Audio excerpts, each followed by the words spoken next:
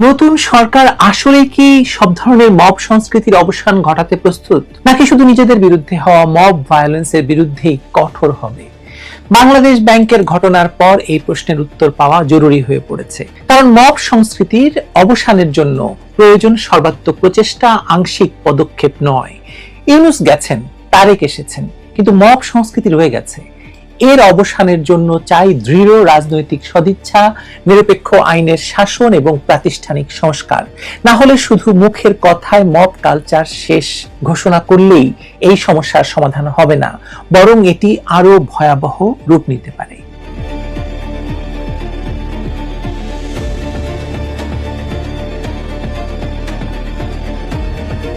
Doctor ইউনূসের 18 মাসের শাসনামলে দেশ পরিণত হয়েছিল মবের রাজত্বে।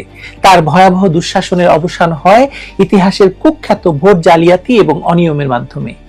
আওয়ামী লীগকে নিষিদ্ধ রেখে আয়োজিত একতরফা নির্বাচনে বিএনপিকে বিজয়ী ঘোষণার তামাশা এখন সারা দেশে পরিষ্কার, বিদেশেও পরিষ্কার। তারপরেও অনেকে ভেবেছিলেন এবার হয়তো একটি রাজনৈতিক সরকার মবের লাগাম টেনে ধরবে, কিন্তু সেই আশার গুড়ে বালি পড়তে এক সপ্তাহ অপেক্ষা করতে হয়নি। বিএনপি সরকারের স্বরাষ্ট্রমন্ত্রী সালাউদ্দিন আহমদ দায়িত্ব নেওয়ার প্রথম দিনেই ঘোষণা করেছিলেন যে মব কালচারের দিন শেষ। তিনি দাবি করেছিলেন দাবি আদায়ের নামে মব কালচার করা যাবে না, কিন্তু মাত্র 2 দিন পর অর্থাৎ 20 ফেব্রুয়ারি ঢাকার যাত্রাবাড়িতে চাঁদা না পেয়ে নূরে আলম ওরফে খায়রুল ইসলাম নামের এক লেগুনা চালককে পিটিয়ে হত্যা করা হয়। এরপর 21 ফেব্রুয়ারির প্রথম প্রহরে শহীদ মিনারে শ্রদ্ধা নিবেদন করতে গিয়ে বিএনপি নেতাকর্মীদের মবের শিকার হন নবনির্বাচিত এমপি রুমিন ফারহানা। তাকে লক্ষ্য করে ভুয়া ভুয়া স্লোগান দেওয়া হয়, তার পুষ্পস্তবক ছিঁড়ে ফেলা হয় এবং শেষ পর্যন্ত ব্যারিস্টার রুমিন ফারহানা শ্রদ্ধা নিবেদন না করেই এলাকা ছাড়তে বাধ্য হন। আরো ভয়াবহ ঘটনা ঘটেছে বরিশালের আদালতে। সাবেক এমপি তালুকদার মোহাম্মদ ইউনূসকে জামিন দেওয়ার পরদিনই বিএনপিপন্থী আইনজীবীরা এজলাসে ঢুকে ভাঙচুর এবং বিচারককে হুমকি এবং গালিগালাজ করেন। এজলাসের সিসিটিভি ক্যামেরায় ধরা পড়েছে এই দৃশ্য। শুধু তাই নয়, আওয়ামী লীগ নেতাকর্মীদের জামিনের প্রতিবাদে বরিশালের 2টি আদালত বর্জনের ঘোষণাও দিয়েছিল বিএনপিপন্থী আইনজীবীরা। এই ধারাবাহিকতায় গত বুধবার বাংলাদেশ ব্যাংকের প্রধান কার্যালয়ে মব সংস্কৃতির নজিরবিহীন দৃশ্যের অবতারণা হয়। অতিরিক্ত পরিচালক তহিদুল ইসলামের নেতৃত্বে প্রায় 30 জন কর্মকর্তা ধর ধর স্লোগান দিয়ে গভর্নরের উপদেষ্টা হাসানুল্লাহকে ভবন থেকে বের করে দেন। এর আগে গভর্নর ডক্টর আহসান এইচ মনসুরও কর্মকর্তাদের প্রতিবাদের মুখে ভবন ত্যাগ করতে বাধ্য হন। ইউনূসের সময় যেখানে বিএনপি, জামায়াত, এনসিপি ত্রিমুখী দাপট ছিল, একটি ত্রিদলীয় সরকার ছিল, সেখানে এখন বিএনপির একচ্ছত্র আধিপত্য। চাঁদাবাজি থেকে দখলবাজি, কোনো কিছুই থেমে নেই। হাতিয়ায় বিএনপিকে ভোট না দেওয়ার অপরাধে গৃহবধূকে ধর্ষণের অভিযোগ উঠেছে বিএনপি নেতাকর্মীদের বিরুদ্ধে। শুরুতে বিএনপিপন্থী মিডিয়া এবং সাংবাদিকরা ঘটনাটিকে প্রোপাগান্ডা দাবি করলেও 5 দিন পর আদালতে মামলা দায়ের করেন ওই নারী। নোয়াখালী জেলার জাজ আদালতের নারী এবং শিশু নির্যাতনের ট্রাইব্যুনালে করা এই মামলায় বিএনপি সমর্থক 6 জনের নাম উল্লেখ করা হয়। এই ঘটনা প্রবাহের মধ্যে প্রশ্ন উঠছে যে স্বরাষ্ট্রমন্ত্রী সালাউদ্দিন আহমদ যে মব কালচার শেষের ঘোষণা দিয়েছিলেন তার প্রকৃত অর্থ আসলে কি? রুমিন ফারহানার উপর মবের ঘটনা নিয়ে প্রশ্নের জবাবে তিনি আবারও বলেছেন, বাংলাদেশে মব কালচার শেষ। যদি কোথাও এমন ঘটনা ঘটে তবে আমাদের রিয়াকশন হবে অত্যন্ত কঠোর। কিন্তু বাস্তবতা হলো রুমিন ফারহানা 150 জনের বিরুদ্ধে মামলা করলেও ঘটনার 4 দিনেও কেউ গ্রেপ্তার হননি। উল্টো তিনি বিএনপির পক্ষ থেকে হুমকি পাওয়ার অভিযোগ করেছেন। বরিশালে গ্রেপ্তার হয়েছে, আমরা দেখেছি যে বরিশালে গ্রেপ্তার করা হয়েছে। মব সংস্কৃতির এই ধারাবাহিকতা আসলে দেশের গভীর রাজনৈতিক এবং সামাজিক সংকটের প্রতিফলন। তথাকথিত জুলাই গণঅভ্যুত্থানের পর থেকে যে আইন নিজের হাতে তুলে নেওয়ার মানসিকতা তৈরি হয়েছে তা শুধু অন্তর্বর্তী সরকারের নির্লিপ্ততার কারণে নয়, বরং এটি একটি দীর্ঘমেয়াদী সামাজিক ব্যাধিতে রূপ নিয়েছে।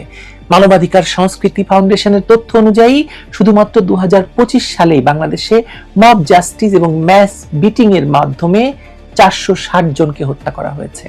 বাংলাদেশ ব্যাংকের ঘটনাটি বিশেষভাবে উদ্বেগের কারণ বা উদ্বেগজনক এ কারণে যে এটি দেশের সবচেয়ে গুরুত্বপূর্ণ আর্থিক প্রতিষ্ঠানে ঘটেছে। একটি কেন্দ্রীয় ব্যাংকের কর্মকর্তারা যদি নিজেদের মতবিরোধ মেটাতে মব সৃষ্টি করেন, তাহলে সাধারণ মানুষের কাছে কি মেসেজ যাচ্ছে? আদালতে মব সন্ত্রাসের ঘটনা তো আরো ভয়াবহ।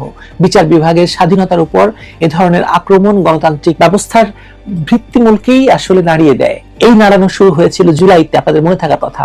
অগাস্টে ক্ষমতা দখলের পর দেশের সর্বোচ্চ আদালতে বিচারকদের বা মানে সুপ্রিম কোর্টের বা হাইকোর্টের বিচারকদের বেঞ্চ বসাতে দেওয়া হয়নি, মব সৃষ্টি করে, এবং সেই মবের নেতৃত্ব দিয়েছিলেন আসিফ নজরুল নিজে। তিনি আবার আইন উপদেষ্টা হয়েছিলেন। তার মানে নতুন সরকারের চ্যালেঞ্জ হলো এই মব সংস্কৃতি আসলেই নিয়ন্ত্রণে আনা। কিন্তু বাস্তব পরিস্থিতি ইঙ্গিত দিচ্ছে যে মব সংস্কৃতির নিয়ন্ত্রণ পরিবর্তিত হলেও এর চরিত্র বা পরিমাপ কমেনি। ইউনূসের সময়ে যেমন মব ভায়োলেন্সকে প্রেশার গ্রুপ হিসেবে আখ্যা দেওয়া হতো, এখনো প্রশ্ন উঠছে যে নির্বাচনের পরের মব কোন নতুন নামে পরিচিত হবে। সারা দেশে বাড়ি ঘরে হামলা, লুটপাটের অভিযোগ, নতুন করে মামলা বাণিজ্যের সূচনা, ভিন্ন মতাবলম্বীদের উপর দলবদ্ধ আক্রমণ প্রমাণ করছে যে নতুন বোতলে পুরনো মদ পরিবেশিত হচ্ছে। যারা মবের তাণ্ডব থেকে রেহাই পেতে বিএনপিতে আস্থা রেখেছিলেন তাদের ঘটেছে মোহভঙ্গ। মাত্র এক সপ্তাহের মধ্যে ইউনূসের আমলের মতো সন্ত্রাসের প্রায় প্রতিটি ঘটনায় ঘটতে শুরু করেছে। মূল সমস্যা হলো মব সংস্কৃতি এখন বাংলাদেশের রাজনৈতিক সংস্কৃতির অবিচ্ছেদ্য অংশে পরিণত হয়েছে বা করা হয়েছে পরিণত, এবং এই মবের মাধ্যমেই কিছু নেতা তৈরি হয়েছে যারা এখন সংসদে হুইপ পর্যন্ত হয়ে গেছে। যখনই কোনো গোষ্ঠী প্রতিষ্ঠিত ক্ষমতা কাঠামোর বিরুদ্ধে যায় তখনই তারা মব সংস্কৃতির আশ্রয় নেয়, আর যারা ক্ষমতায় থাকে তারা নিজেদের পক্ষের মবকে সমর্থন করে, বিরুদ্ধ পক্ষের মবকে নিয়ন্ত্রণ করার নামে দমন করে। এই দুষ্ট চক্র ভাঙতে হলে প্রয়োজন সর্বব্যাপী সংস্কার। শুধু আইন শৃঙ্খলা বাহিনীর কঠোরতা দিয়ে এই সমাধান সম্ভব নয়। প্রয়োজন প্রাতিষ্ঠানিক সংস্কার, আইনের শাসন প্রতিষ্ঠা এবং সর্বোপরি একটি সহনশীল গণতান্ত্রিক সংস্কৃতি গড়ে তোলা। যদি সরকার সত্যিকার অর্থে মব সংস্কৃতির অবসান চায় তাহলে দলমত নির্বিশেষে সব ধরনের মব ভায়োলেন্সের বিরুদ্ধে একইভাবে কঠোর অবস্থান নিতে হবে। আওয়ামী লীগ মারলে সেটা প্রতিশোধ, আর অন্য জায়গায় গেলে মব, এটা তো হতে পারে না। বাস্তবতা হলো ইউনূস গেছেন, তারেক এসেছেন, কিন্তু মব সংস্কৃতি রয়ে গেছে। এর পেছনে রয়েছে আমাদের সমাজের গভীরে প্রচিত সেই মানসিকতা যেখানে আলোচনা, সমঝোতার পরিবর্তে শক্তি প্রয়োগকে একমাত্র সমাধান হিসেবে দেখা হয়। এই মানসিকতার পরিবর্তন না এনে শুধু মুখের কথায় মব কালচার শেষ ঘোষণা করলেই এই সমস্যার সমাধান হবে না, বরং এটি আরো ভয়াবহ এবং সুসংগঠিত রূপ নেবে। কারণ আপনি দেশের সবচেয়ে বড় রাজনৈতিক দলকে মব করে নিষিদ্ধ করেছেন, এটা তো আগে তুলতে হবে আপনাকে। গোড়ায় হাত দেন, সব ঠিক হয়ে যাবে। ভালো থাকবেন সবাই।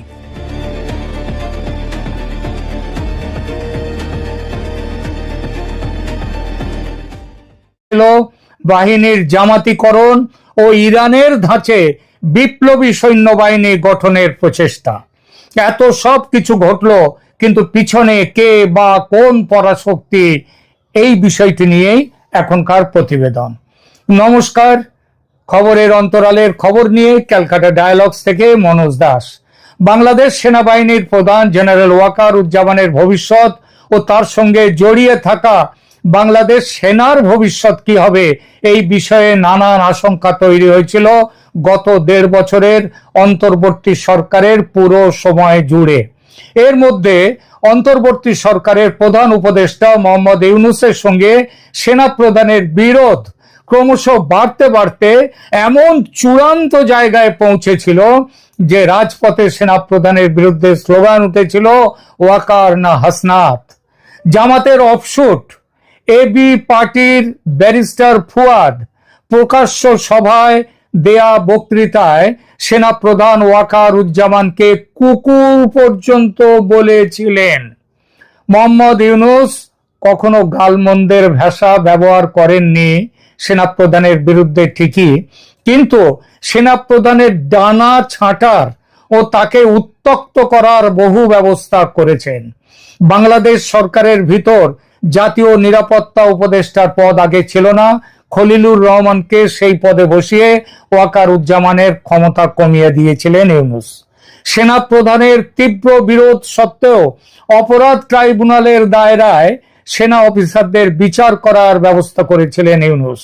এমনকি 1.5 মাস আগে এই জানুয়ারিতে খলিলুর রহমান, কামরুল হাসান, ফয়জুর রহমানদের দিয়ে সেনার অভ্যন্তরে একটি নরম অভ্যুত্থানের চেষ্টা করেও ব্যর্থ হয়েছিলেন মোহাম্মদ ইউনূস ও তার প্রধান পৃষ্ঠপোষক জামায়াতে ইসলামী।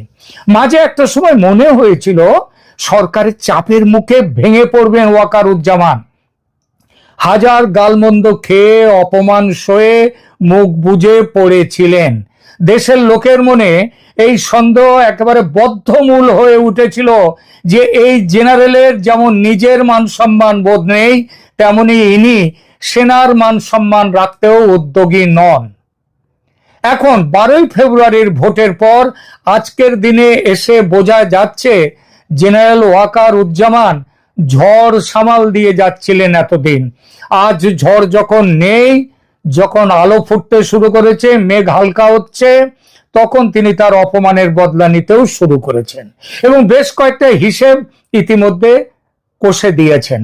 সেনাবাহিনীর ভেতরে জামাতপন্থীরা ক্ষমতার দখল প্রায় নিয়ে ফেলেছিল। তাদের পেছনে ছিল পাকিস্তানের আইএসআই, পাকিস্তানের সরকার এবং তার সঙ্গে আমেরিকার সমর্থনও। আমেরিকা যে অন্তর্বর্তী সরকারের শেষ দিকে এসে জামায়াতে ইসলামীর সমর্থনে নেমে পড়েছিল, সে কথা আজ আর গোপন নেই।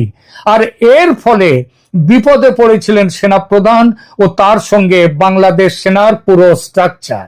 কিন্তু সাম্প্রতিক সময়ে সেনার অভ্যন্তরে কয়েকটি রদবদল দেখে বোঝা যাচ্ছে ইউনূসের বিদায় ও বিএনপির বিজয়ের ফলে জেনারেল জামান শক্তি ফিরে পেয়েছেন আর সেই শক্তির ব্যবহারও করছেন। তিনি ইতিমধ্যেই একটা বিএনপির প্রধানমন্ত্রী তারেক রহমানের সাথে একটা আন্ডারস্ট্যান্ডিং এ এসে গেছেন, বোঝাপড়ায়। আর সেই বোঝাপড়ার ফলে তিনি সেনার ভেতর বড় পদ থেকে তার শত্রুদের, শত্রু না বলে বলা যায় যারা তার কাছে নন, তার বিরুদ্ধে ছিলেন, তাদেরকে সরিয়ে দেয়া এবং নিজের বন্ধুদের গুরুত্বপূর্ণ পদে বসিয়ে দেওয়াটা শুরু করে দিয়েছেন। কিছু ট্রান্সফার করেছেন, পোস্টিং করেছেন, এই সবগুলোই সেগুলো বোঝাচ্ছে। সেনাবাহিনী, যার উপর মার্কিন যুক্তরাষ্ট্র এবং অন্যান্য বৈশ্বিক ও আঞ্চলিক শক্তির প্রভাব ক্রমেই বাড়ছিল, সেই প্রভাব কমেছে এখন এবং সেনা ও সেনাপ্রধান আপেক্ষিকভাবে স্বাচ্ছন্দ্য বোধ করছেন। এই রদবদলগুলো নিয়ে পাঞ্জা লড়তে গিয়েছিলেন মোহাম্মদ ইউনূস, হেরে গিয়েছিলেন। আর এখন তো ইউনূস ক্ষমতাচ্যুত। কারো কারো মতে তিনি জেলখানায় যাওয়ার দিন গুনছেন, আবার কারো কারো মতে তিনি নাকি রাষ্ট্রপতি হওয়ার দৌড়েও রয়েছেন। ভবিষ্যৎ বলবে কোন দিকে যায়। সশস্ত্র বাহিনী বিভাগের principal staff officer lieutenant general SM. Kamrul Hasan সেনাপ্রধান জেনারেল ওয়াকার উজ্জামানের বড় শত্রু ছিলেন। তিনি সেনাবাহিনীতে নেই আর, চলে গেছেন পররাষ্ট্র মন্ত্রণালয়ে। এ বিষয়ে আগেও একদিন আমি একটা রেকর্ডিং করেছি, একটি ভিডিও দিয়েছি। রাষ্ট্রদূত হয়ে দেশ ছাড়বেন। এই স্থানান্তরের মাধ্যমে হাত শক্ত হলো জেনারেল জামানের। এরপর আরো কয়েকটি রদবদলের ব্যাপারেও দ্রুত পদক্ষেপ করা হয়েছে। ধৈর্য ধরে 12ই ফেব্রুয়ারির নির্বাচন শেষ হওয়ার জন্য অপেক্ষা করছিলেন জেনারেল। এমন কথা উঠছে যে তিনি চেয়েছিলেন বলে বিএনপির এই ভূমিধস জয় হয়েছে, মানেটা আপনারা বুঝে নিন। এমন জল্পনাও আছে বাজারে যে লন্ডন থেকে তারেক রহমানের দেশে ফেরানোর পরিকল্পনা, সেই পরিকল্পনায় ভারত সরকার ও তারেক রহমানের বার্তালাপের লুপে, মানে তাদের মধ্যে যুক্ত ছিলেন জেনারেল ওয়াকার উজ্জামানও। সেই ঋণ শোধ করছেন এখন তারেক রহমান সেনা প্রধানের হাতে হাঁ মিলিয়ে। একটাই শুধু ব্যাপার, খলিলুর রহমানকে পররাষ্ট্রমন্ত্রী করেছেন, সেটা অন্য চাপে। সেই বিষয় নিয়েও আগে একদিন ভিডিও করেছি, দেখে নিতে পারেন। কিন্তু তার থেকে বড় কথা হচ্ছে জেনারেল জামান সেনাবাহিনীর ওপর পূর্ণ কর্তৃত্ব পুনঃপ্রতিষ্ঠার পথে বেশ কয়েকটি বাধা পেরিয়ে এসছেন, বাধা দূর করেছেন। কামরুল হাসান দূর হয়েছেন। জাতীয় নিরাপত্তা উপদেষ্টার সচিবালয়ের মাধ্যমে সেনাবাহিনীর যে খবরদারি করতেন খলিলুর রহমান, সেটা আর এখন তিনি পারবেন না। সেনাপ্রধান তার বিশ্বস্ত লেফটেন্যান্ট জেনারেল মইনুর রহমানকে বাহিনীর দ্বিতীয় গুরুত্বপূর্ণ পদ চিফ অফ জেনারেল স্টাফ পদে নিযুক্ত করতে পেরেছেন। খলিল কামরুল চক্রের ক্রমাগত বিশৃঙ্খলা জেনারেল জামানের জন্য একটা বড় হুমকি ছিল। একাধিকবার সেনা সদর দপ্তরে গৃহীত সিদ্ধান্তগুলো এনএসএর, মানে ন্যাশনাল সিকিউরিটি অ্যাডভাইজার খলিলুর রহমানের অফিস থেকে বাতিল করা হচ্ছিল। বিশেষ করে আপনাদের মনে থাকতে পারে, নবম পদাতিক ডিভিশনের প্রাক্তন জিওসি মেজর জেনারেল মঈন খানের পদোন্নতির সুপারিশ আটকে দেয়া এবং তাকে অবসর নিতে বাধ্য করা জেনারেল জামানের জন্য একটা লজ্জাজনক পরাজয় ছিল। এর মূলেও ছিলেন খলিলুর কামরুল চক্র। খলিলুর রহমানকে জাতীয় নিরাপত্তা উপদেষ্টা পদ থেকে অপসারণের পরপরই সেনাবাহিনীর উচ্চপদস্থ কর্মকর্তাদের মধ্যে উল্লেখযোগ্য রদবদল ঘটেছে। লেফটেন্যান্ট জেনারেল মাইনুর রহমান, যিনি আগে এআরটি ডিওসির জিওসি ছিলেন, তাকে সিজিএস পদে নিযুক্ত করা হয়েছে। 24তম পদাতিক ডিভিশনের প্রাক্তন GOC major general Mir Mushfiqur রহমানকে নতুন পিএসও এএফডি হিসাবে নিযুক্ত করা হয়েছে। বিদায়ী পিএসও লেফটেন্যান্ট জেনারেল কামরুল হাসানকে পররাষ্ট্র মন্ত্রণালয়ে রাষ্ট্রদূত হিসেবে পাঠিয়ে দিয়ে সেনাবাহিনী থেকেই দূর করে দিয়েছেন। ব্রিগেডিয়ার কায়সার রশিদকে মেজর জেনারেল পদে পদোন্নতি দেওয়া হয়েছে এবং ডিজিএফআই এর মহাপরিচালক নিযুক্ত করা হয়েছে তাকে। সেনাপ্রধানের জন্য সবচেয়ে লজ্জাজনক বিষয় ছিল যুদ্ধ অপরাধে অভিযুক্ত জামাতে ইসলামীর নিয়ন্ত্রিত বেসামরিক আন্তর্জাতিক অপরাধ ট্রাইব্যুনালে অভিযুক্ত নিয়মিত সেনা কর্মকর্তাদের হাজির করতে বাধ্য করা। এটা ছিল তার লজ্জাজনক পরাজয়। বাংলাদেশের ইতিহাসে রক্তাক্ত বেসামরিক আদালত নামে পরিচিত সামরিক কর্মকর্তাদের বিচার ব্যতিক্রমী। সাধারণত সামরিক কর্মকর্তাদের বিরুদ্ধে অভিযোগ সামরিক আদালতে বিচার করা হয়। সেনা কর্মকর্তাদের একটি বড় অংশের চাপ সত্ত্বেও সেনা প্রধান তৎকালীন আইসিটির প্রধান প্রসিকিউটর তাজুল ইসলামকে সামরিক কর্মকর্তাদের বেসামরিক আদালতে হাজির হওয়ার সিদ্ধান্ত থেকে সরে আসতে রাজি করাতে অনুরোধ করেও ব্যর্থ হন। কারণ তাজুল ইসলামের পিছনে ছিলেন মোহাম্মদ ইউনূস, পিছনে ছিল জামাত। প্রাক্তন প্রধান বিচারপতি রিফাত আহমেদের বাসভবনে গিয়ে তার সাথে দেখা করার এবং তাজুলকে সেনা সদর দপ্তরে তলব করার পরেও জেনারেল জামান বেসামরিক আদালতে সামরিক কর্মকর্তাদের বিরুদ্ধে অভিযোগ গঠন আটকাতে পারেননি। এটা তার পরাজয়। মোহাম্মদ ইউনূসের সাথেও তিনি দেখা করেছিলেন, যেদিন প্রধান বিচারপতির সাথে দেখা করেন সেই একই দিনে, তাতেও কোনো লাভ হয়নি। প্রাক্তন এনএসএ খলিলুর রহমান এবং লেফটেন্যান্ট জেনারেল কামরুল হাসানের সেনাবাহিনীর মধ্যে সমান্তরাল তত্ত্বাবধান সামরিক বাহিনীর মধ্যে অসন্তোষ তৈরি করেছিল। খলিলুর রহমানের অফিস কার্যকরভাবে বিকল্প সেনা দপ্তর হিসেবে কাজ শুরু করেছিল। পদোন্নতি এবং বদলির বাইরেও খলিল সামরিক সরঞ্জাম ক্রয় এবং অন্যান্য নীতিগত বিষয়ে হস্তক্ষেপ করার জন্য পিএসও কামরুলকে ব্যবহার করেছিলেন। জেনারেল জামানকে অস্থিতিশীল করার জন্য বেশ কয়েকটা প্রচেষ্টা করা হয়েছিল। তাকে ঊর্ধ্বতন কর্মকর্তাদের, জিওসি এবং অন্যান্য কমান্ডিং অফিসারদের সাথে ঘন ঘন বৈঠক করে অস্বস্তিকর পরিস্থিতি সামাল দিতে হয়েছিল। এক পর্যায়ে খলিলুর রহমানকে ঢাকা সেনা নিবাসে অনানুষ্ঠানিকভাবে, মানে কোনো আনুষ্ঠানিক কোনো হুকুম না দিয়ে, কোনো নির্দেশ জারি না করেও খলিলুর রহমানকে সেনানিবাসে অবাঞ্ছিত ব্যক্তি ঘোষণা করা করেছিলেন ওয়াকারুজ্জামান। আপাতত জেনারেল জামানকে সেই বিব্রতকর পরিস্থিতি থেকে মুক্তি দেয়া হয়েছে। জেনারেল জামানের জন্য আরেকটি সংবেদনশীল বিষয় হলো পূর্ববর্তী বিডিআর, বর্তমানে বিজিবিতে সেনা কর্মকর্তাদের হত্যাকাণ্ড। অভিযুক্ত বিডিআর সদস্যদের ইতিমধ্যেই দীর্ঘদিন আইনের আদালতে বিচার করা হয়েছে, তারা শাস্তি ভোগ করছে। তাদের বিভিন্ন মেয়াদের সাজা দিয়ে কারাদণ্ড দেয়া হয়েছিল। তবে গত 18 মাস ধরে আওয়ামী লীগ বিরোধী গোষ্ঠীগুলো শেখ হাসিনা সরকার এবং ভারতের মধ্যে সংযোগ আবিষ্কার করার ন্যারেটিভ নিয়ে এই মামলার গতিপথ পরিবর্তন করার চেষ্টা করেছে। সেনাপ্রধান আগেই ঘোষণা করেছিলেন বিচার সম্পন্ন হয়েছে। ওই রাউত ক্লাবের মিটিং এ তিনি সেখানে বলেছিলেন অপরাধীরা তাদের সাজা ভোগ করছে। তিনি বলেছিলেন এখানে কোনো ইফস এন্ড বাটস নেই, যদি বা কিন্তুর কোনো কথা নেই। তিনি রায়ের গতিপথ পরিবর্তনের যে কোনো প্রচেষ্টার বিরুদ্ধে ছিলেন এবং এখনো সেই জায়গায় দৃঢ় আছেন। জেনারেল জামানের পূর্ব ইতিহাসে জামাতের গন্ধ আছে শোনা যায়। যৌবনে ছাত্র শিবির করতেন, সবাই ভেবেছিল তিনি দৃঢ়ভাবে জামাতের সঙ্গে আছেন। 24-এর 5 আগস্টে যেভাবে তিনি একদম প্রথমেই আমিরে জামায়াত উচ্চারণ করেছিলেন, তখনও কিন্তু জামায়াত একটি নিষিদ্ধ রাজনৈতিক দল। তবু তাতে তিনি তার নামটাই প্রথমে বলেছিলেন আমিরে জামায়াত, এবং সেইটা বলার পরে মানুষের সন্দেহ আরো পাকা হয় যে ইনি জামাতের শিবিরের মানুষ। কিন্তু কচু উল্টে গাল ধরলো ভবিষ্যতে এসে।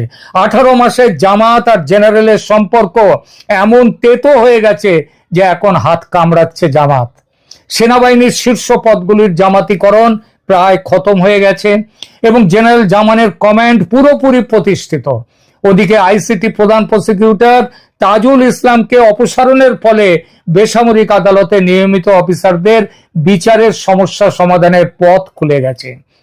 জেনারেল জামান সেনাবাহিনীকে একটি পেশাদার বাহিনীতে রূপান্তরিত করার জন্য সক্রিয় প্রচেষ্টা করেছেন। তার জন্য সাধারণ সৈন্যদের মধ্যে তিনি জনপ্রিয়।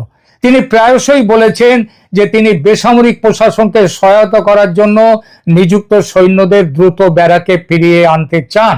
তবে ভঙ্গুর আইন শৃঙ্খলা পরিস্থিতির কারণে ইঞ্জিনিয়ার্ড একটি নির্বাচন, তারপরে রাজনৈতিক সরকার গঠনের পরেও সেনাবাহিনী কিন্তু পুরোপুরি ব্যারাকে এখনো ফিরে আসেনি। খবরে প্রকাশ, এপ্রিল মাসে আফ্রিকায় জাতিসংঘের একটি মিশনে যোগদানের জন্য অফিসার ও সৈন্যদের একটি বিশাল দল গঠনের কথা রয়েছে। আরো বেশি মাত্রায় সেনাকে পাঠানো হবে জাতিসংঘে। এই দলের তালিকা গত জানুয়ারিতে চূড়ান্ত করা হয়েছিল। আওয়ামী লীগ পরিবারের সদস্য হিসেবে যারা চিহ্নিত সেই সব সেনা সদস্য